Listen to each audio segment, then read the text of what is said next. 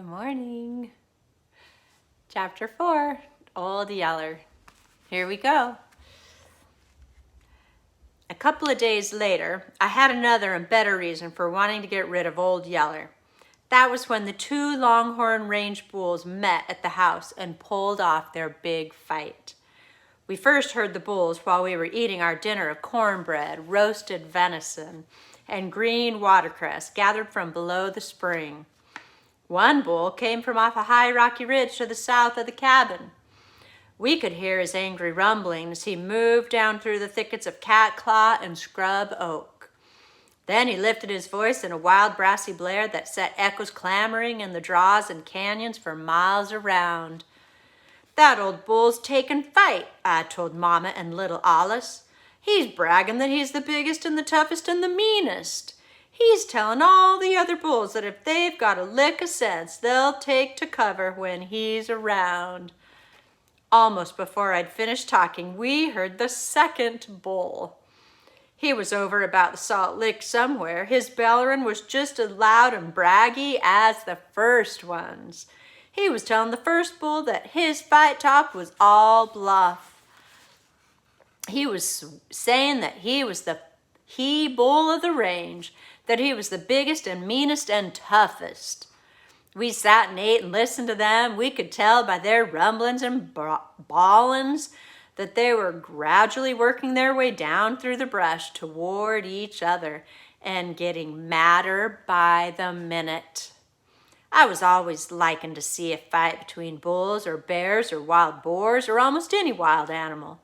Now I got so excited that I jumped up from the table and went to the door and stood listening. I'd made up my mind that if the bulls met and started a fight, I was going to see it, and there was still plenty of careless weeds and crabgrass that needed hoeing out of the corn, but I guessed I could let them go long enough to see a bull fight. Our cabin stood on a high knoll about 100 yards above the spring. Years ago, Papa had cut all the brush and trees from around it, leaving a couple of live oaks near the house for shade. That was so he could get a clear shot at any Comanche or Apache coming to scalp us. While I stood there at the door, the first bull entered the clearing right where Papa had one time shot a Comanche off his horse. He was a leggy mustard-colored bull with black freckles speckling his jaws and the underside of his belly. He had one great horn set for hooking, while the other hung down past his jaw like a tallow candle that had drooped in the heat. He was what the Mexicans called a chongo, or droop horn. He trotted out a little piece into the clearing, then stopped to drop his head low. He went to snorting and shaking his horns and pawing up the dry dirt with his forefeet. He flung the dirt back over his neck and shoulders in great clouds of dust. I couldn't see the other bull yet, but I could tell by the sound of him that he was close and coming in at a trot. I hollered back to Mama and little Alice. "They're fixing to fight right here where we can all see it." There was a split rail fence around our cabin. I ran out and climbed up and took a seat on the top rail. Mama and little Alice came and climbed up to sit beside me. Then from the other side of the clearing came the second bull. He was the red roan I'd seen at the Salt Licks the day I shot the doe. He wasn't as tall and long-legged as the Chongo bull, but every bit as heavy and powerful. And while his horns were shorter, they were both curved right for hooking. Like the first bull, he came blaring out into the clearing, then stopped to snort and sling his wicked horns and paws up clouds of dust. He made it plain that he wanted to fight just as bad as the first bull. About that time, from somewhere behind the cabin, came Old Yeller. He charged through the rails, bristled up and roaring almost as loud as the bulls. All their bellerin' and snorting and dust pawing sounded like a threat to him. He'd come out to run them away from the house. I hollered at him, "Get back there, you rascal!" I shouted, "You're fixing to spoil our show." That stopped him, but he still wasn't satisfied. He kept baying at the bulls till I jumped down, picked up a rock. I didn't even have to throw it. All I had to do was draw back like I was going to.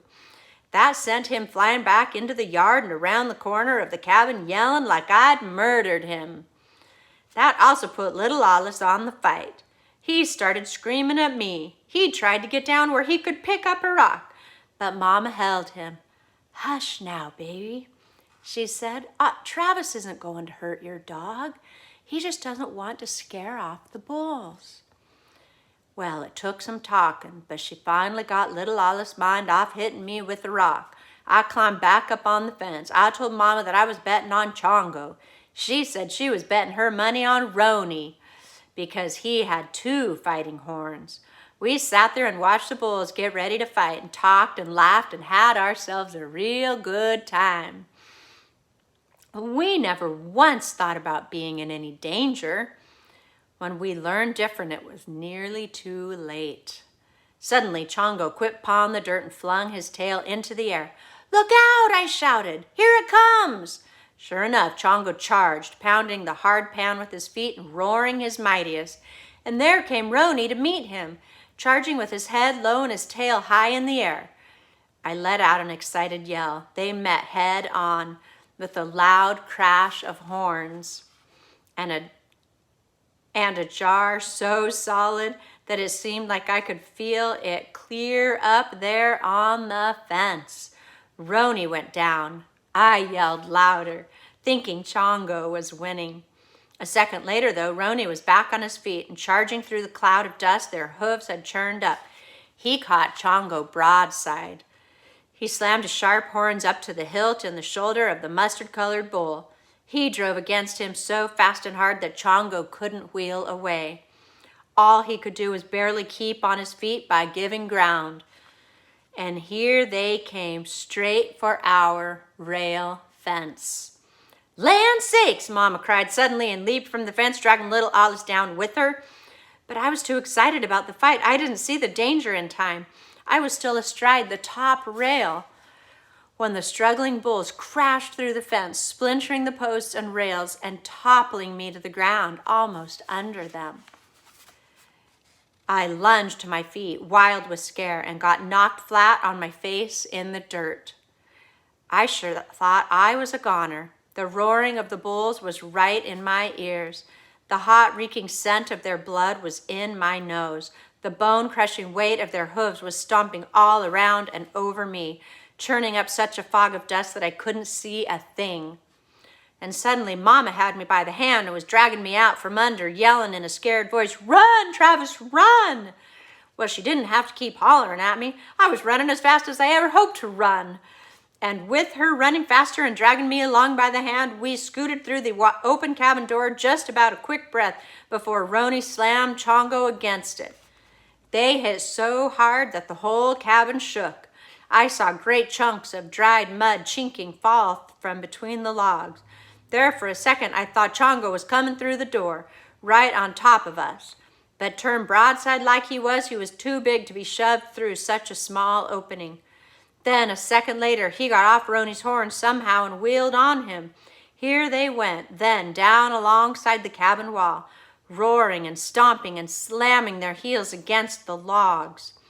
I looked at Mama and little Alice. Mama's face was white as a bedsheet. For once, little Alice was so scared that he couldn't scream. Suddenly, I wasn't scared anymore. I was just plain mad. I reached for a braided rawhide whip that hung in the coil on the wooden peg between the logs. That scared Mama still worse. "Oh, no, Travis," she cried. "Don't go out there. They're fixing to tear down the house, Mama." "But they might run you over," Mama argued. The bulls crashed into the cabin again. They grunted and strained and roared. Their horns and hoofs chattered against the logs. I turned and headed for the door, looking to me like they'd kill us all if they ever broke through those log walls. Mama came running to grab me by the arm. "Call the dog," she said. "Put the dog after them." Well, that was a real good idea. I was half aggravated with myself because I hadn't thought of it. Here was a chance for that old yeller dog to pay back for all the trouble he'd made around the place. I struck my head out the door. The bulls had fought away from the house. Now they were busy tearing down more of the yard fence. I ducked out and around the corner. I ran through the dog run toward the back of the house, calling, "Here, Yeller! Here, Yeller! Get 'em, boy! Sick 'em!" Old Yeller was back there, all right, but he didn't come, and he didn't sick 'em. He took one look at me running toward him with that bull whip in my hand and knew that I'd come to kill him. He tucked his tail and lit out in a yelling run for the woods. If there had been any way I could have done it right then, is when I would have killed him. But there wasn't time to mess with a fool dog. I had to do something about those bulls. They were wrecking the place, and I had to stop it. Papa had left me to look after things while he was gone, and I wasn't about to let two mad bulls tear up everything we had. I ran up to the bulls and went to work on them with the whip. It was a heavy 16-footer, and I'd practiced with it a lot. I could crack that rawhide popper louder than a gunshot. I could cut a branch as thick as my little finger off a green mesquite with it. But I couldn't stop those bulls from fighting. They were too mad. They were hurting too much already. I might as well have been spitting on them. I yelled and whipped them till I gave clear out. Still, they went right on with their roaring, bloody battle. I guess they would have kept fighting till they leveled the house to the ground if it hadn't been for a freak accident. We had a heavy 2-wheeled Mexican cart that Papa used for hauling wood and hay. It happened to be standing out in front of the house, right where the ground broke away in a sharp slant toward the spring and creek. It had just come to me that I could get my gun and shoot the bulls when Chongo crowded Roni up against the cart. He ran that long single horn clear under Roni's belly. Now he gave such a big heave that he lifted Roni's feet clear off the ground and rolled him into the air. A second later, Roni landed flat on his back inside the bed of that dump cart with all 4 feet sticking up. I thought his weight would break the cart to pieces, but I was wrong. The cart was stronger than I'd thought. All the bull's weight did was tilt it so that the wheels started rolling. And away the cart went down the hill, carrying Roni with it. When that happened, Chongo was suddenly the silliest looking bull you ever saw. He stood with his tail straight up in the air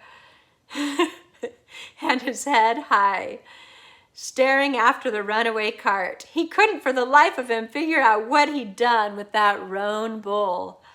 The rolling cart rattled and banged and careened its way down the slope till it was right beside the spring. There, one wheel struck a big boulder, bouncing that side of the cart so high that it turned over and skidded to a stop. The roan bull spilled right into the spring. Water flew in all directions. Roni got his feet under him. He scrambled up out of the hole. But I guess that cart ride and sudden wetting had taken all the fight out of him. Anyhow, he headed for the timber, running with his tail tucked. Water streamed down out of his hair, leaving a dark, wet trail in the dry dust to show which way he'd gone.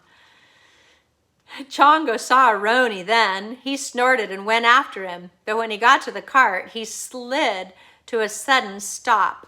The cart, lying on its side now, still that top wheel spinning round and round. Chongo had never seen anything like that. He stood and stared at the spinning wheel. He couldn't understand it. He lifted his nose up close to smell it. Finally, he reached out his long tongue to lick and taste it. That was a bad mistake. I guess the iron tire of the spinning wheel was roughed up pretty badly and maybe had chips of broken rock and gravel stuck to it. Anyhow, from the way Chongo acted, it must have scraped off the hide of his tongue. Chongo bawled and went running backward. He whirled away so fast that he lost his footing and fell down. He came to his feet and took out in the opposite direction from the roan bull. He ran, slinging his head and flopping his tongue around, bawling like he'd stuck it into a bear trap. He ran with his tail clamped just as tight as the roan bull's. It was enough to make you laugh your head off. The way both those bad bulls had gotten the wits scared clear out of them, each one thinking he'd lost the fight. but they sure had made a wreck of the yard fence. That's the end of chapter 4. Remember, it's cool to be kind. Hard work makes you feel good. And remember to ask, what can I do to help? Make it a great day, guys. Bye.